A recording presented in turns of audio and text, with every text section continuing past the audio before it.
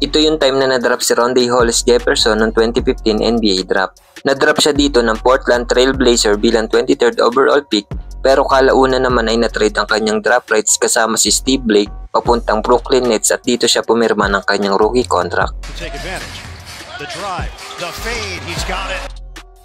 Naglaro si RHJ sa Brooklyn Nets mula 2015 hanggang 2019 bago siya napunta sa defending champion noon na Toronto Raptors.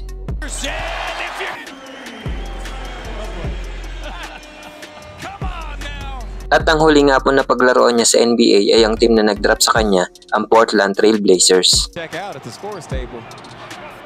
Pumirma siya dito ng dalawang 10-day contract na nakapaglaro siya ng total na 6 games bago siya mapapirma ng the rest of the season ng 2021. After nga ng career niya sa NBA ay dito na siya nag-explore overseas, particularly sa mga bansang Turkey at Puerto Rico.